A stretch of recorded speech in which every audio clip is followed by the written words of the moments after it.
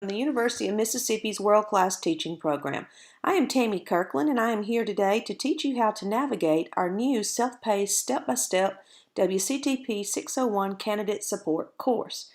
And I would like to begin by teaching you how to log in. The first thing you will need to do is to go to our website, which is wctpoldmiss.edu. There is a place to log in on our website. If you will go to the site and scroll down, you will see Blackboard WCTP 601. Of course, you've already done that if you're watching the video. However, you do need to be made aware of the fact that your password will expire every 90 days. You will keep your same ID, but you will need to reset your password. What will happen is you will go to log in, you will not be able to. So just go down to change it now. When this screen pops up, which it will in just a moment, all that you will have to do is type in your web ID, which is your username, your previous password, and then whatever you want your new password to be, just type it in twice and then you are ready to go. So now you know how to do that. So let's proceed. Once we log into the course, let me log in. I'm going to switch to student view, which will be the same that you have.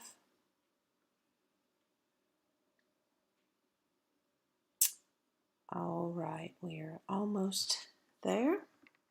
Here we go. This will be the first screen that you see. Start here, and this is exactly where we're going to start. The first thing you need to do is to watch the welcome video. It's always good to be able to put a face with the name, and that is me in front of the chapel on the University of Mississippi's campus, just welcoming you and telling you a little bit about the course.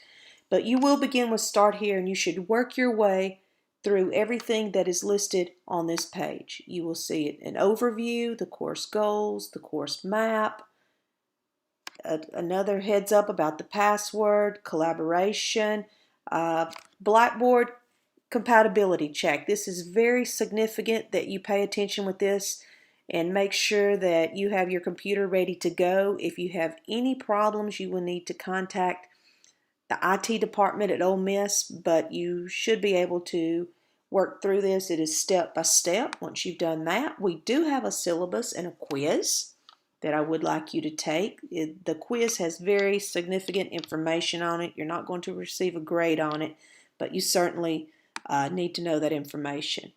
You may also add a picture to your Blackboard profile if you would like to. You will be participating in our discussion board or our think tank, as we call it. But please go ahead and personalize it and add a picture. Once you've done that, then we will proceed over to the left of the screen. You've already done start here. Notice the home button. Anytime you're in a module and you want to come back to the screen where you see this selection over on the left, just click the home button. It can be found here as well as on the upper left part of the screen. What we're going to do now is I'm going to show you the syllabus. It's a syllabus. Read it, and down below there will be a quiz that will be attached very shortly after this. That's where you'll find your syllabus and your quiz. Preparing for the National Board journey. This is very important. This is obviously where you found this video. Here you will find just the basic background information about the National Board process. This course is always changing, and probably by the time you watch this video, something will have been updated. But it's very important that you begin here, especially if you did not attend a summer standard workshop. There's some information that you need to watch, and you definitely need to download the Guide to National Board Certification. Read it very thoroughly. It has all your information about dates, payments, withdrawals, submission, all of those wonderful things. And then you will see suggested timelines. Again, you have the choice 1, 2, 3 years. You may do the components in whatever order you like, but there are some timelines there that will help you make a good decision.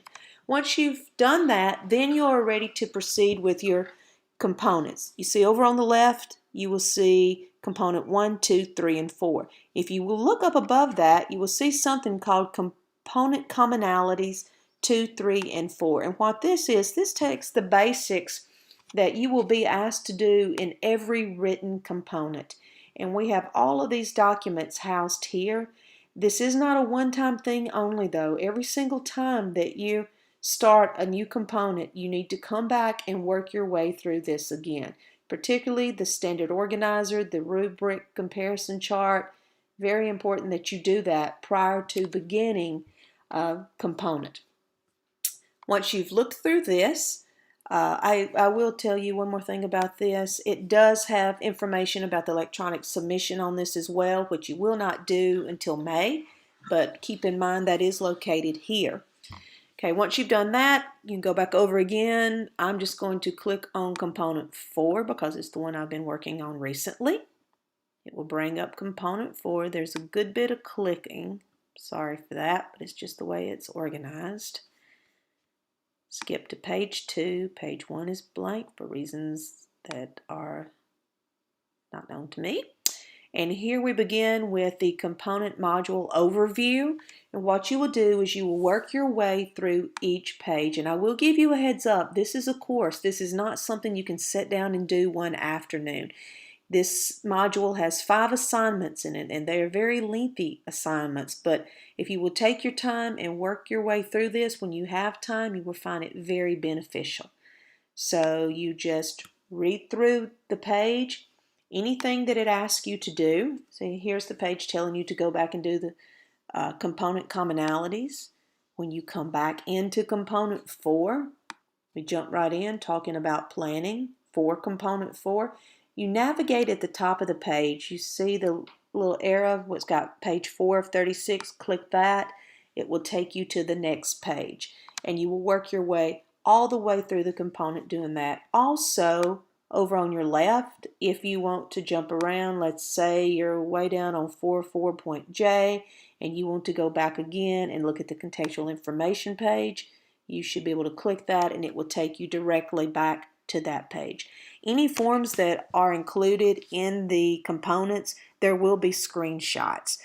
Samples are used. Component 4 is pretty much the same for everyone, but there's always a sample used from some certificate. It may or may not be yours. You will always be advised to go get your own certificate at that time and do whatever activity it is with your own activity, your own certificate. Over on the left again, back over here, each component is the same. Any component you click on, same thing, click, pulls it up. Notice the arrow over here, click it, and it will take you all the way through the module. Go back to our left, there will be a section called Understanding Your Scores. Some of these are still in development. This is one of them, but it helps you. You do have a document called the Scoring Guide, and that is something you want to be familiar with. It is discussed in great detail in understanding your scores. Also, once you receive scores, you will go here to evaluate it to understand how you are doing. Advanced Candidates, this module will go live in December. WCTP homepage will take you to our homepage. Then we have what's called the Think Tank. It's the discussion board, but we gave it the nifty name, the Think Tank. And when you open it up, what you will see every single certificate. And what you will do is you will just click on your certificate that you are, and you will be placed in a community with all the other candidates enrolled in this course. And enrolled in this course at any given time will be anywhere from 200 to 500 people. So there should be a lot of collaboration and talking and sharing that goes on in the think tank. The think tank will be monitored by mentors. It's not immediate though. You may post a question one day and it may be a few days before you get a response. Lots of times the discussions will just take place between candidates. Just keep in mind, it is a positive place. It is not a place where we get negative about the process. It's just a place we go for help and support and to have someone to turn to. Down below that, this is an important button. It's Mentors. This is being developed. This will go live as well, be ready to go by every September. you will see a folder. Right now it just says Early Childhood Generalist. There will be a folder for every certificate. When you click on the certificate, you will see the name of a mentor. This was just me playing with it. We do not have a mentor called Susie Q, but there will be a mentor name, a picture here, and an email. So you will be assigned a mentor. You will not just randomly choose one, and they will have your name, and they will know what components you are doing. They will have a sheet to keep up with your submissions, and they will help you go through all of that. So this is how you will access your mentor. Let me go back one more time and talk about your submissions a little bit. They are embedded in your components. If you go back, I'm just pulling up component 4. And we look at, I'm just going to click on assignment 1. You will see assignment 1 lists several things that you are to do. It has everything up above it leads you to the development of completing this work. Once you have completed it all, then you will have documents for all of this that you will go over to your mentor, back to mentors, and you will again go into your certificate area. Then you will click the name and it will open up a window that you can submit all of that information to. Anytime you submit information to your mentor, you do have the opportunity to ask questions. There will be a set number of submissions for each component that is embedded into the component as well. Face-to-face candidates will not use the electronic mentor. They will turn their information into their face-to-face mentor. However, something that you can use are the feedback forms. Your mentor will probably use them as well, but under the feedback forms, you will see a folder for each component. Once you open up the component, there's not anything in it right now, or I would show you, but you will click on the component. Like if you click on component 4, it's going to open up and you're going to see a folder for every single certificate. Inside that certificate folder will be the feedback forms for component 4. These are the forms that your mentor will complete and email it back to you. However, if you are in a face-to-face group and your mentor is choosing not to use the feedback forms, you definitely should take advantage of this and use this as a way to assess yourself or to give it to a colleague or an NBCT friend of yours to help assess yourself. So I just wanted to make you aware that they are here. Back over to the left, we have this button called Journeys. Journey. I'm very excited about this. This is a journey, and if you look at the picture, it says that it is a long road, but it's worth it, and that's so true of this process. However, since it is a long journey, sometimes we get a little bit discouraged. Sometimes we just get tired and we need a break. Here, you will be able to find stories of individuals' journey. Like, for example, I'll share my certification journey with you. Others will share their certification journey with you. There will be a lot of humor and encouragement embedded here. So anytime you catch yourself working through this and you just need a break, click on Journey, and hopefully we will be able to alleviate a little bit of your anxiety and help you to feel a little bit better about your journey. Okay, I think that is it. I think that concludes the tour of the WCTP 601. I'm very excited to have this resource. Again, this resource will always be in a state of being updated. So stay in it on a regular basis. Don't hesitate to go back, even if you have worked through component 3. I'm just using it for example. You may go back and look and find additional resources embedded in component 3. A lot of collaboration going on with Stanford University and all the candidate support providers that work for the World Class Teaching Program to make this program the absolute best resource we have for our candidates.